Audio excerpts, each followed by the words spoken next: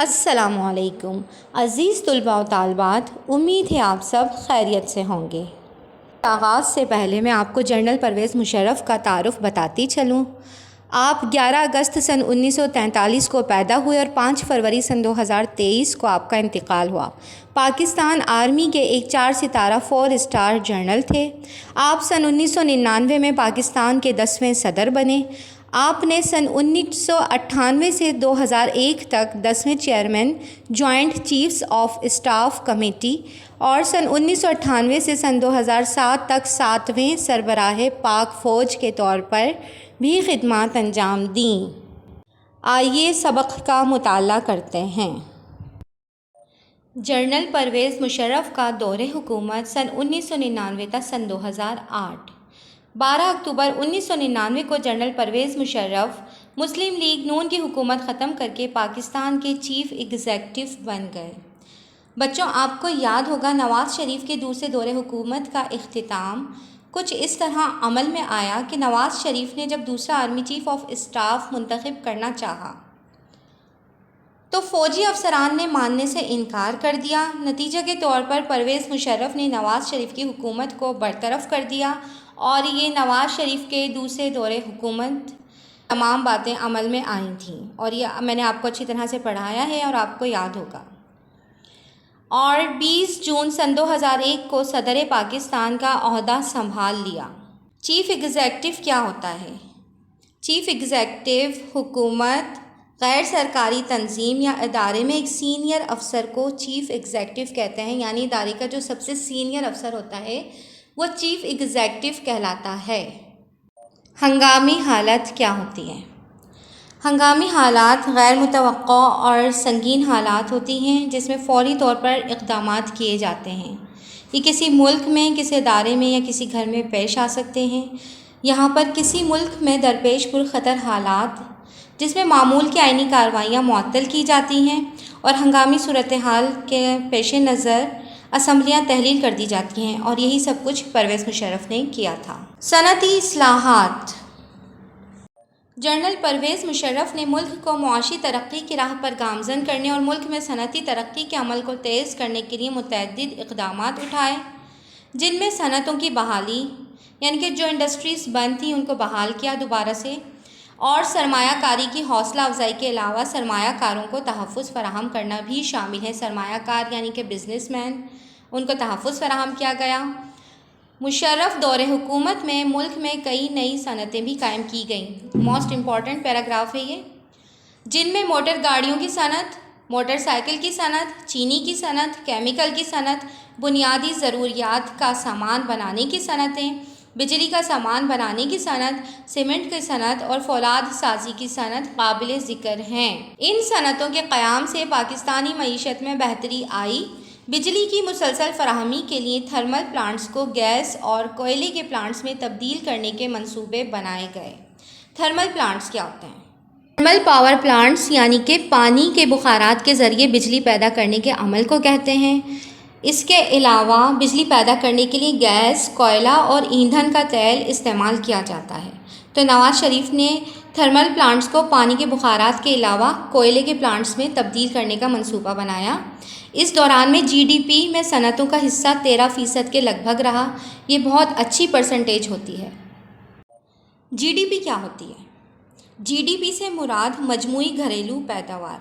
کسی بھی ملک میں ایک مخصوص مدت میں ملک کی سرحدوں کے اندر یعنی ملک کے اندر تمام تیار شدہ سامان کی مالیاتی قیمت ہے۔ جی ڈی پی میں تمام نجی اور عوامی سرمایہ کاری، تعمیراتی اخراجات اور غیر ملکی تجارت کا تخمینہ ہے، یعنی کہ ہم نے جو چیزیں بنائی ہیں ان میں کتنے اخراجات ہوئے، باہر ملک سے ہم نے کتنے پیسے آئے اور ہم نے غیر ملک میں کتنی تجارت کی، ان سب کا ایک کنکلوژن ہوتی ہے، ایک کیلکولیشن ہوتی ہے، اس کا حساب کتاب لگایا جاتا ہے کہ ملک نے اس سال میں یا اس دور میں کتنا فائدہ یا منافع حاصل کیا ہے۔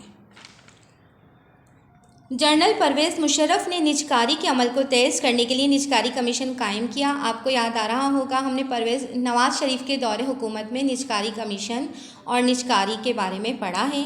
نجکاری کمیشن چیزوں کو، سرکاری اداروں کو پرائیویٹ کرنا اس کمیشن نے بڑی صنعتیں نجکاری کے ذریعے سے نجی شعبے یعنی کہ پرائیویٹ اداروں کے حوالے کرنے کے عمل کو فعال کا مطلب متحرک بنایا۔ اس طرح تعلیمی ادارے، PTCL اور مالیاتی اداروں کی نجکاری عمل میں لائی گئی۔ تعلیمی ادارے آپ کو پتہ ہے ایجوکیشنل انسٹیٹیوٹ PTCL، پاکستان ٹیلی کمیونیکیشن لمیٹڈ، اور مالیاتی ادارے۔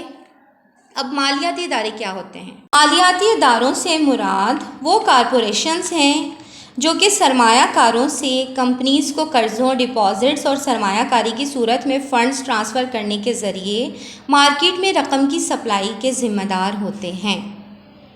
مالیاتی اداروں کی عام اقسام میں کمرشل بینکس، ٹرسٹ کمپنیز، سرمایہ کاری کے بینکس، ڈیلرز، انشورنس کمپنیز اور اثاثوں کو منظم کرنے والے فنڈز شامل ہیں۔ مالیاتی ادارے مارکیٹ میں پیسے کی فراہمی کو کنٹرول کرنے اور صارفین کی حفاظت کرنے کے لیے منظم کام کرتے ہیں، یعنی کہ جو بھی انویسٹمنٹ ہوتی ہے، بڑی انویسٹمنٹ، وہ مالیاتی اداروں کے ذریعے ہوتی ہیں۔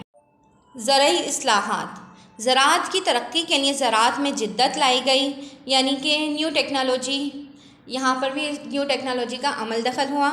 کسانوں کو خصوصی مراعات دی گئیں، کھیتوں کو سیراب کرنے کے لیے کھالوں کو پختہ کیا گیا۔ تعلیمی اصلاحات، روشن خیالی اور اعتدال پسندی کے تحت تعلیمی نصاب کو تبدیل کر دیا گیا، یعنی کہ ہر چیز میں جدت لائی گئی تھی۔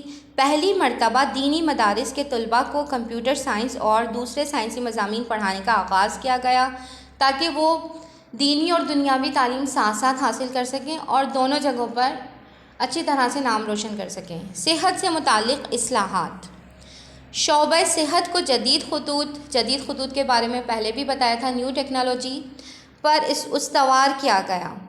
لوگوں کو علاج و معالجے کی بہتر سہولتیں دینے کے لیے کئی اقدامات کیے گئے۔ یہ وہی اقدامات ہیں جو نواز شریف نے کیے تھے اور اپنے تیسرے دور حکومت میں بھی کیے۔ انہی چیزوں کو پرویز مشرف آگے لے کر چلے تھے۔ مریضوں کو اسپتال پہنچانے کے لیے خصوصی ایمبولینس سروس ریسکیو 1122 شروع کی گئی۔ اب مختصر سوالات اور MCQs دیکھ لیتے ہیں۔ جنرل پرویز مشرف کا دور حکومت کس سن تا کس سن قائم رہا؟ سن 1999 تا سن 2008۔ جنرل پرویز مشرف نے مسلم لیگ نون کی حکومت کب ختم کی؟ 12 اکتوبر 1999 کو۔ جنرل پرویز مشرف صدر پاکستان کب بنے؟ 20 جون سن 2001 کو۔ جنرل پرویز مشرف کے دور میں ہونے والی جو صنعتیں قائم کی گئیں ان کے نام لکھیے۔ تو یہاں صنعتوں کی بحالی سے لے کر صنعت قابل ذکر ہیں۔ مشرف دور حکومت میں ملک میں کئی نئی صنعتیں قائم کی گئیں۔ موٹر گاڑیوں کی صنعت، موٹر سائیکل کی، چینی کی، کیمیکل کی، بنیادی ضروریات کی، بجلی کا سامان، سیمنٹ کی صنعت اور فولاد سازی کی صنعت قابل ذکر ہے۔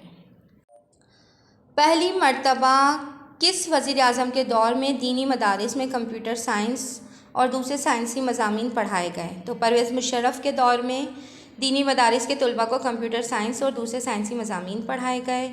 ایمبولینس سروس ریسکیو 1122 کب شروع ہوئی؟ کس وزیر اعظم کے دور میں شروع ہوئی؟ تو پرویز مشرف کے دور میں خصوصی ایمبولینس سروس شروع ہوئی۔ آج تک کے لیے اتنا ہی۔ امید ہے آپ اس سبق کو اچھی طرح سے یاد کریں گے۔ کل آگے کے لیکچر کے ساتھ دوبارہ حاضر ہوں گے۔ جب تک کے لیے اللہ حافظ۔